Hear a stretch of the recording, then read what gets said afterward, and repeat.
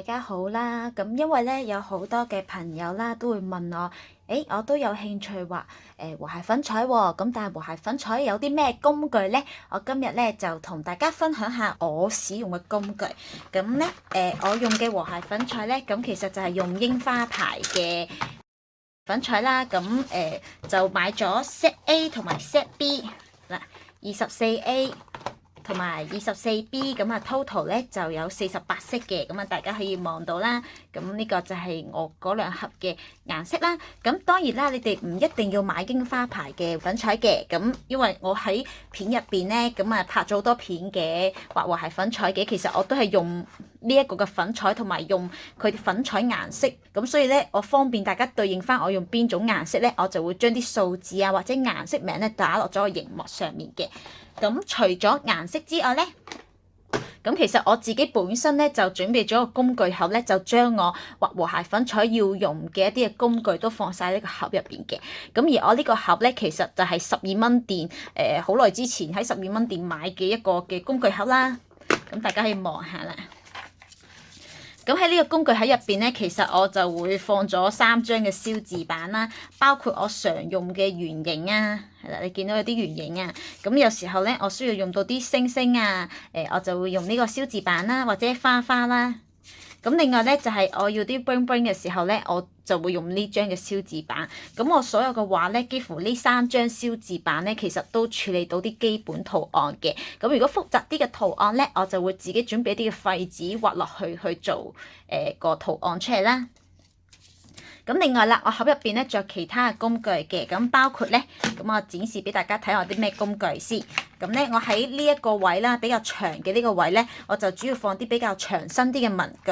咁包括有擦膠筆一支啦，咁咧有把梳啦，咁啊有支鉛筆啦，呢兩個都係鉛筆嚟嘅。咁呢支係刨筆嗰啲鉛筆啦，咁所以我呢度會有個筆刨。咁呢支咧就係話寫極都寫唔完，寫一世都可以繼續寫嘅鉛筆啦。咁我就方便，如果我呢支鉛筆冇咗啦，我就可以用呢一支筆去畫一啲形板。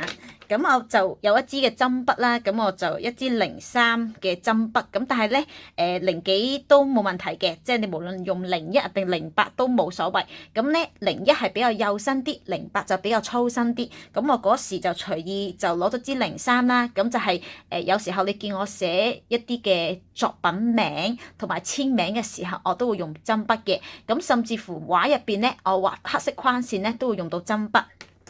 咁戒刀啦。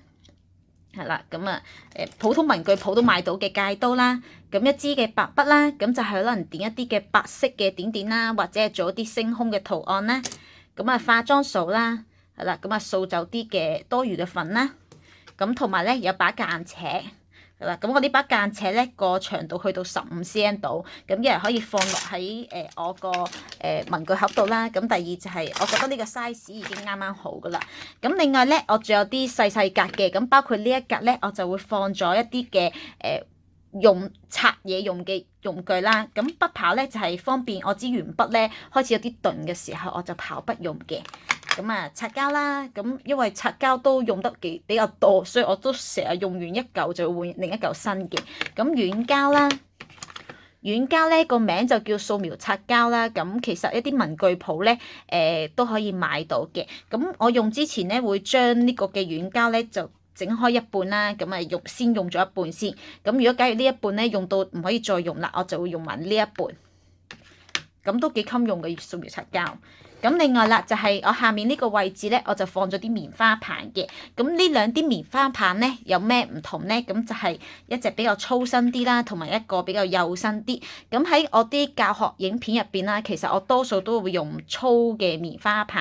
咁幼嘅棉花棒，我畫細緻嘅嘢嘅時候咧，我就會用幼身嘅棉花棒。咁粗身嘅棉花棒咧，其實可能你話喺啲化妝品店啊、藥妝鋪啊，甚至乎可能喺旺角啊端一啲好平嘅3蚊店、2蚊店咧，其實都買到嘅，係啦，平平地咁樣。而幼棉花棒咧，其實我就去到萬寧買嘅，因為幼棉花棒咧唔係好多地方有得買啊，咁我就喺萬寧度買啦。咁係呢個係啦，咁嘅樣嘅，係啦，咁嘅樣嘅，係啦。咁我就會買呢個嘅幼棉花棒。咁如果你畫一啲細細嘅花嘅時候，咁啊有棉花棒就啱用啦。咁另外咧就係有一個膠紙，用剩嘅膠紙嘅一個卷啦，咁就係有時候咧，我啲畫要畫一個月亮咧，我就會用呢個去畫圓形嘅。咁我見都有位，咁我就儲起咗，就放喺我個盒入邊，就方便我隨時用一啲嘅圓形嘅時候咧，就會用得着啦。咁擺好晒啲工具之後啦，我個燒字板就會就咁放喺度啦。之後咧冚埋，咁就係一盒嘅文具就可以。每次就拎顏色加佢就可以啦。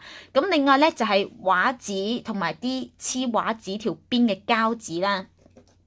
咁我就係用呢一種嘅，咁啊呢一種你見個 size 都大嘅，咁我呢個咧其實就喺12蚊店啦，咁就佢12蚊咧就有5卷，咁我就係用呢一種嘅，咁但係咧我哋個畫紙邊咧就唔一定話要用呢種嘅膠紙，如果你話我用可能皺紋膠紙都可以嘅，又或者有啲圖案膠紙都冇問題，咁留意翻咧就係膠紙嘅黏性啦，因為有時咧佢太黐嘅話咧，有機會你搣出嚟嘅時候好容易搣爛張畫紙啊，咁呢啲膠紙咧，咁佢啲黐力咧唔係話好強，咁但係都有嘅，係啦，咁所以就啱啱好啦，係啦，所以我都成日都會去呢個12蚊店，用完嘅話咧，我就一次過買一 pad 啦，咁啊12蚊有5卷，咁就已經好用啦。都有排嚟用，係啦，咁我個工具嘅介紹就係咁多啦。咁如果假如大家都有啲唔明嘅，係啦，你都可以喺個留言區再問翻我。咁